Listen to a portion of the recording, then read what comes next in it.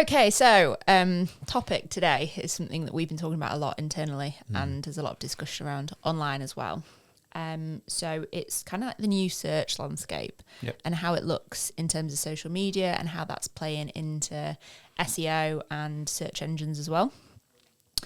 So previously, a lot of strategies would be like SEO over here, social media marketing over here, and they'd be treated very, very separate. We're now getting to that stage where actually they need to be very, very combined. They need to be feeding off each other. They need to be talking about the same things and, working in harmony, really. But people are really struggling to get that into their heads. Have you found that?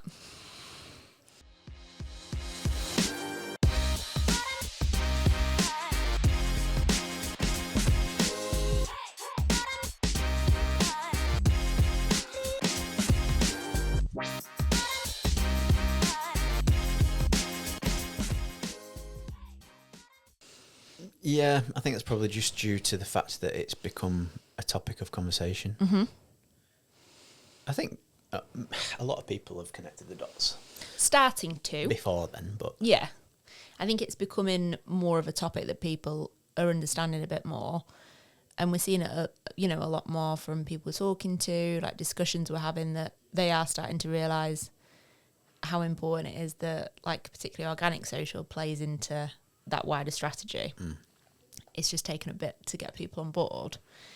But how do you think it's changed search, bringing social more into it? Because obviously we've got, Google, for example, now indexing like Reddit, YouTube, Instagram, like they're huge extra sources of information that are coming in that aren't necessarily a validated source of information either. But it's playing into the conversations people are having and the discussions that are taking place on all these different platforms now. Well, Google's been paying attention to those platforms for decades. Yep. It's just public now. Yep. So, in terms of how it shapes search, it's always had a part to play. I think, like I say, the conversation has increased around it, meaning it's been investigated more, but it's also become part of success. I don't know whether people have missed it necessarily, but I think the public conversation, the public knowledge, which has been expedited by the diversification of search, if you want to call it that, That's a nice way to phrase it. has meant that people have had to pay more attention to it and start figuring out how to show up a bit more.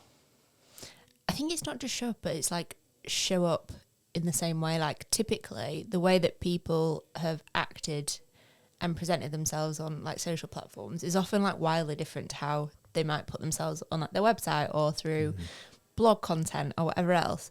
And for the first time, people are realising that actually there needs to be like a little bit of cohesion there, which they've never ever had to do before. Yeah, brand spreads multiple places now.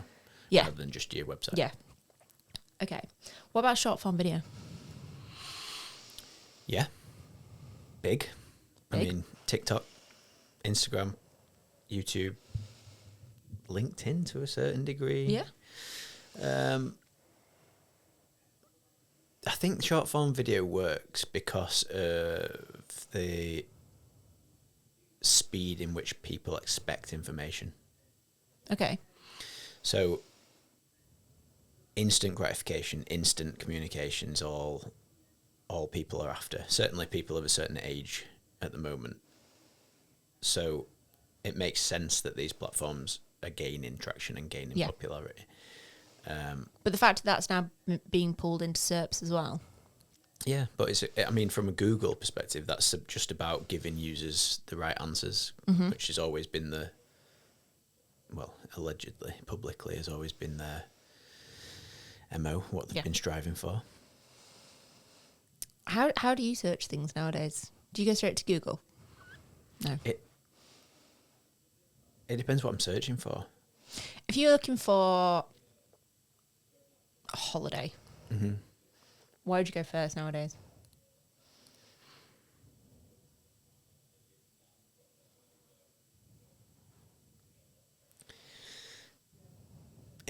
I mean, that kind of depends. I go back. I think I go backwards, but I'm just probably unique. So I would search I would pick my destination before researching it, probably, and then figure out how I'm going to get there, how much it's going to cost, and then work backwards.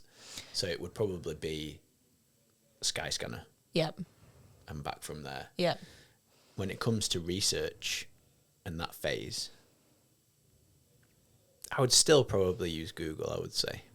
Travel is a funny one because Google have been heavily It's a funny invested one, but travel. I think it's changed quite a lot. So, like, I'll give you the reason this one popped into my head is because I've done this recently. Is I'm looking at like a holiday for October or November, and it's already like predetermined where I'm going. I didn't have to choose that bit, but before I'd even like looked at flights or before I'd even like Googled anything, it started coming up on my TikTok. Had you discussed it? I'd discussed it, yeah. Yeah. Because it's where my partner's gone now, so he's there at the moment. Yeah. So it was kind of like a predetermined, that's obviously where I'm going on holiday, but I hadn't Googled anything about it. And now I'm not joking, my entire TikTok is that place. Mm-hmm. And it's just, and I haven't even looked up like how much flights are. But I've already got like all these ones saved of like things to do, like where to eat. And people don't think they're listening. Yeah, exactly, I know. It's quite scary, that. Yeah.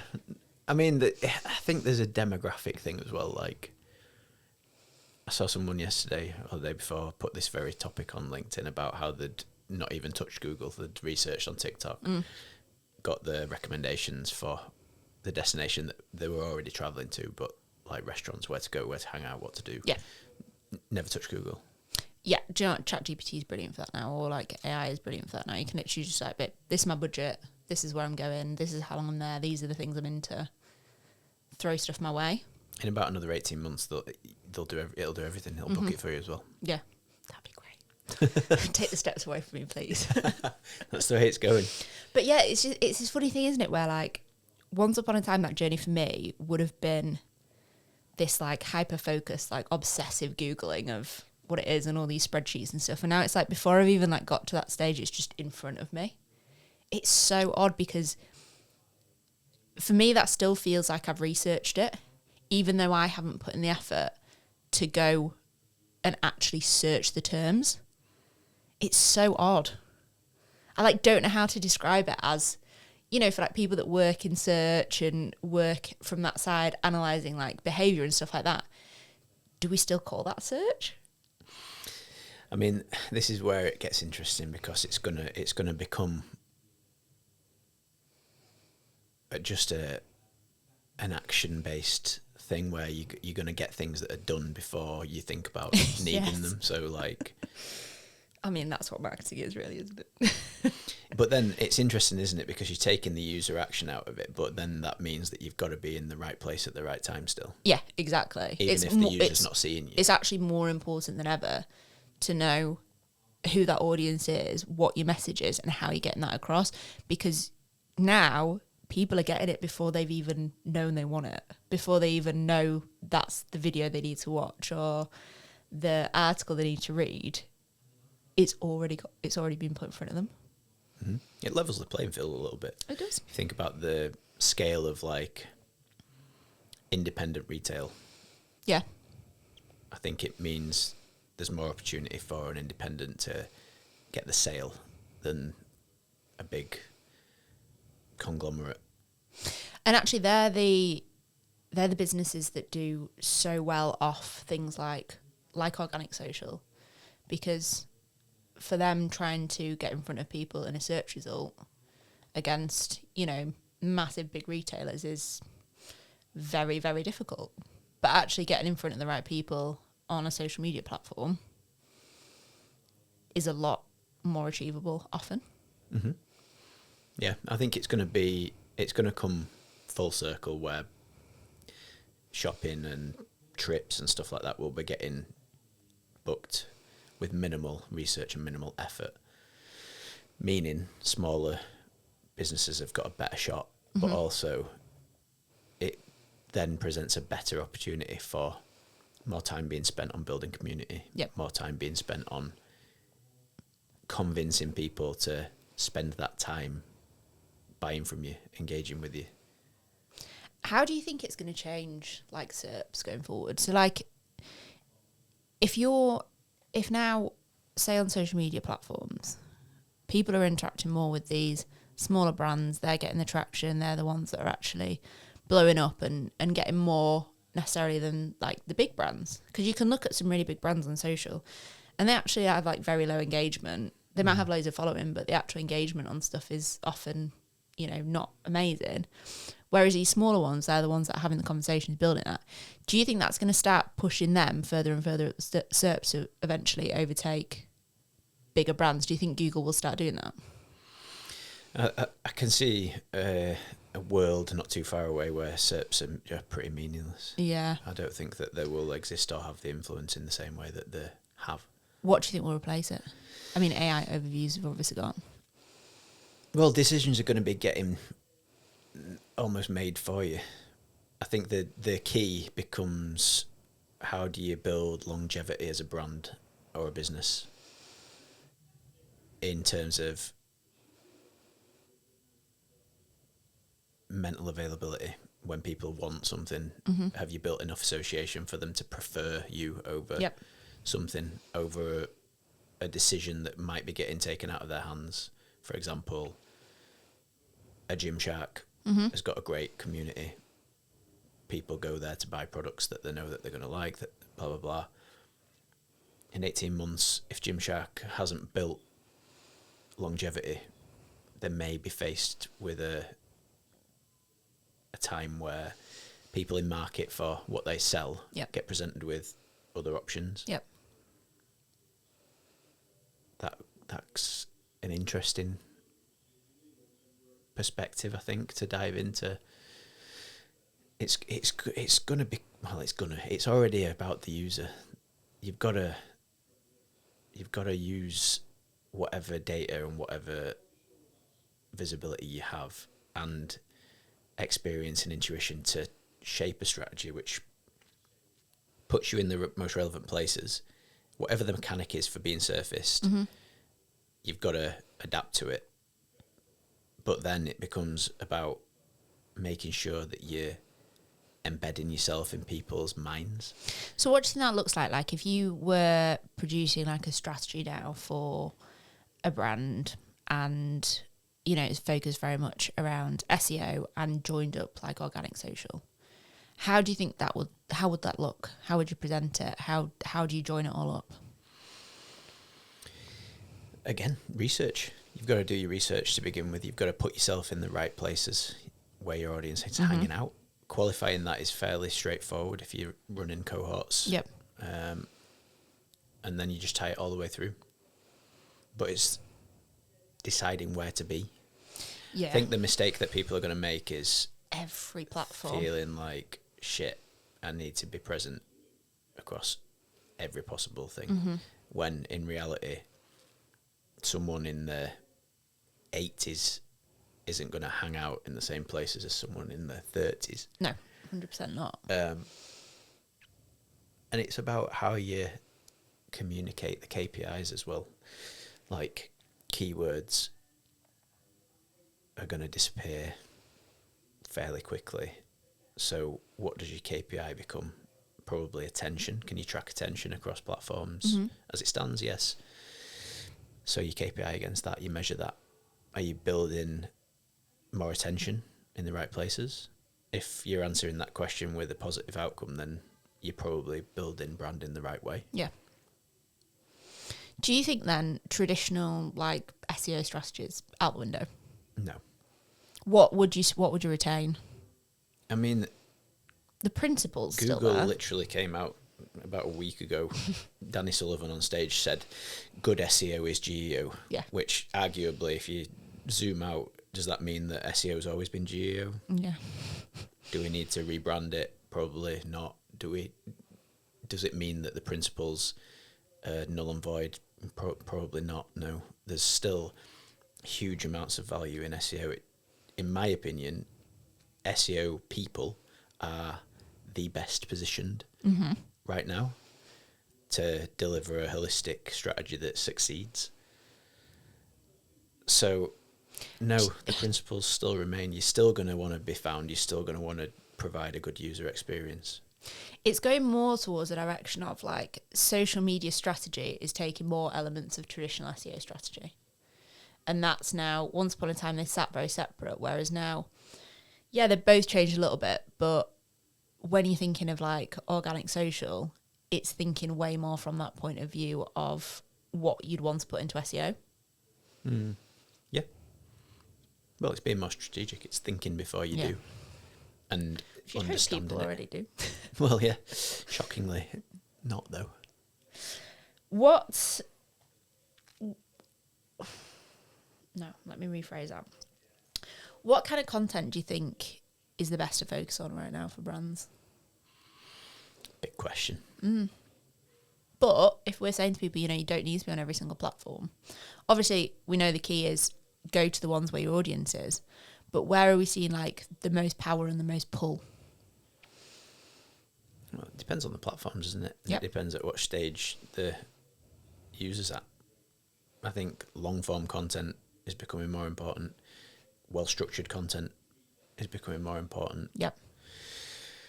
I think the platform choices are important, but also then the type of content that you're putting out. I think people are starting to wake up to the fact that you have to be native on each platform. Yeah. You can't just spray and pray. Yeah. Designing your flow of content is more important at a strategic level. Identifying the opportunity, then matching the user journey, then matching the content format per platform to that user journey is how I would probably summarise it. I've got a quick fire round for you. I'm going to throw it in now because I think there's some quite good questions in here that could expand on. Which do you think is better for product discovery, YouTube or TikTok? Discovery, probably TikTok, but Yeah. I guess YouTube would come as a next step when you're starting to dig into reviews, Details, walkarounds, detail, Yeah. longer form. Yep. Obviously they are trying to push the short form content more, Yeah. but I don't think it's quite hit the same as TikTok yet. Do you know why I think that is, though? I think TikTok creators and YouTube creators are two different people. And Yeah, I they think are. what YouTube has done is try to get YouTubers to create short form content when in reality the success on YouTube comes generally from longer form content. And people are on the platform for long form content. Like shorts do perform quite well, but still the majority Is that because the content is good quality, or is that because the algorithm is currently skewed towards shorts? Because they're trying to make it look Because good. they're trying to make it succeed. What do you think's more trustworthy? A Google result or an influencer video? Again, it's circumstantial, isn't it? But I'm starting to feel like the popularity of influencer content has meant that it's hard to believe when a influencer puts a post out that isn't incentivized. I think they're going down. UGC is different. Yeah, very different. But again, differentiating or genuine user-generated content is hard to find because there's normally someone behind. Do you know what I think that a big difference is now, right? So people don't want an influencer where they're just like, look at me, this is what I did. They want to like go on a journey with people. Mm-hmm. So say like you might have a video of somebody that's like gone to stay at a hotel and they might put up, typically your big influencer would be like, oh, I did this is what I wore, this is all the fancy stuff I did, Whereas the content that seems to perform a little bit better nowadays, and I think is what people are gravitating more towards, is these like smaller creators where it's just much more like that blog style of like, come with me, see what we get up to, like you're there for the journey. You're not just watching what someone else has done. Yeah. It's the problem that we're going to face is the smaller scale, more niche creators are going to get ruined by marketing. Yeah. Because marketers and brands and agencies will build cohorts of smaller creators that are then used for marketing, which means that the likelihood of trust diminishing on that scale, whatever bracket that is probably going to deplete as well. How do you think platforms can help build that trust? Because obviously there's rules around, like, you know, I don't know, disclosure on when stuff's paid for, when it's an advert, whatever. I think probably the best way platforms can make sure that that impact is minimized is by monetizing the creators fairly. Yep. In the same issue that Spotify's had for years and years, where paying the artists has always been on the table as a discussion, whether it's enough, whether it's fair. I think a small creator being approached by an agency who has been given a budget by a brand which far surpasses the value that they can get out of a platform Yep. is always going to mean that the creator is going to pick that incentive over the platform incentive. Yep. So I think when you look at the vast amounts of money being generated by a TikTok, by a YouTube, not compensating the people who are driving that Yeah, who are actually making properly it happen. Yeah. means that you can't really avoid falling into that trap where the content becomes less valuable because it's being incentivized by someone else. Yeah, they've got to find a way to make money if that's what they want to do. Okay. This is an interesting one. Keywords are trending audio. Trending audio. Where Like platform specific, like TikTok trending audio. So there's a thing where very much like loads of marketers on TikTok literally just these videos come up and they'll be like, use this trending audio and your video will do amazing. But that's it. That's all the advice they give. They don't like focus on your caption, focus on what you're saying, focus on what the video's about, focus on your keywords, not just use trending audio. But this is like a lot of advice that gets given. Yeah, that's fast burn tactics though, isn't it? It's not longevity. Really any strategy in it or longevity in it. It's just another... No, but people genuinely think it is. Yeah, that's not... Yeah, that's the low level for me. It's very... But yeah, keywords versus trending audio. Again, keywords are probably going to disappear. Trending audio will probably become less effective if people are jumping on it. Keywords is going to disappear as a term, but writing a quality caption is not. You need to say what's going on. You need to give value. Yeah, keywords will form part of the research phase, but in terms of, I'm thinking like SERP and SEO. Old, keyword old in my mind is, because I've been in SEO so long, is like a keyword, a ranking for a keyword, whereas I think that's passing. I think keywords form the research, but tracking your ranking and pinning your strategy's efficacy on a keyword is gone. Do you know what's interesting? How platforms are now learning from, I want to say they're learning from Google, but also like they're learning from stuff that happened years ago at Google. So like, 20 years ago more, when basically writing a blog was like keyword stuffing and you just, shove in all your words as many times as you could and whatever else. Yeah, the good old days. The good old days. And then obviously that, is not successful anymore. TikTok, now you can only do 5 hashtags. And up until they introduced that, which was only last week, maybe the week before, you could have like as many as you wanted. And it was basically just keyword stuffing. Again, not actually giving a nice written caption that has the keywords in, but just shoving them all on the end for the sake of trying to get it in front of people. And now they've reduced it down to 5. Very much like Google came out and said, look, this isn't going to work anymore. You can't just shove the same word in over and over again and hope it's all going to turn out rosy. So it's very interesting how they're almost following like the same patterns that has previously gone on in big search engines like Google. And they're almost, I want to say they're learning from it, but they haven't necessarily learned from that. They seem to be following the same steps. Yeah, I think it's principles and outside looking in. Obviously, I don't know the ins and outs of the TikTok algorithm. I'm sure it's very, very complex. But yeah, I think it's built on like principles of what they think is working or has worked. But also, interestingly, Google have just had the court ruling that they're going to now have to freely share information with competitors like Bing, like DuckDuckGo. So again, we're moving into a realm where diversity of platform is just going to get stronger.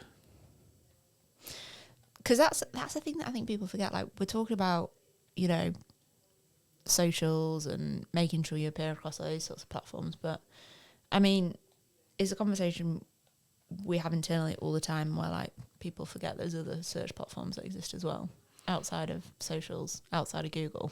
Yeah, there's Bing, there's DuckDuckGo.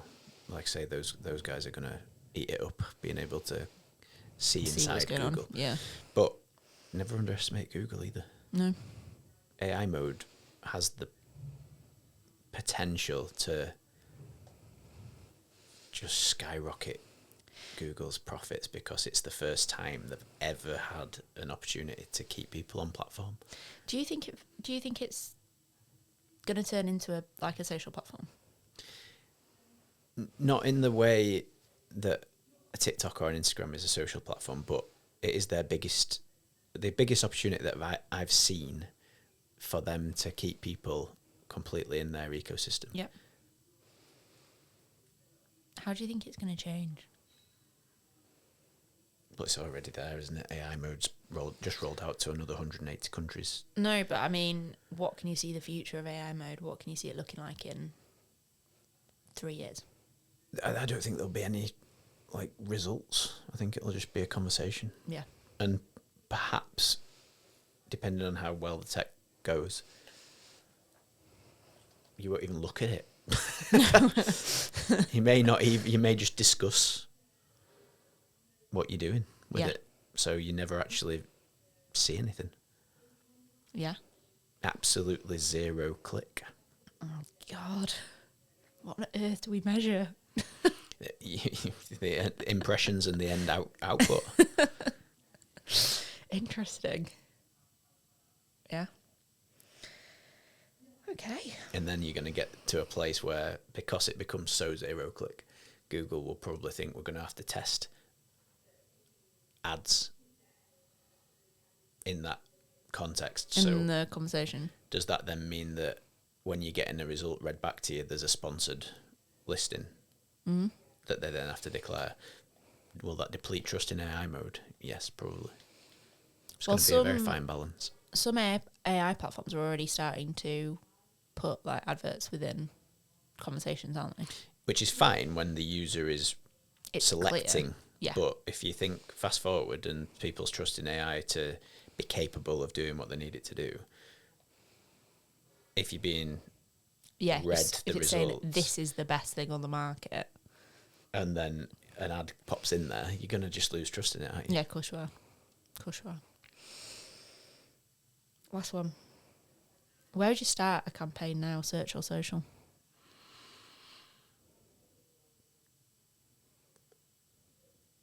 It depends. Classic. I think you've got to do it all in some context, but I think it also depends on what you're trying to achieve. Like, are you trying to be found? Probably social.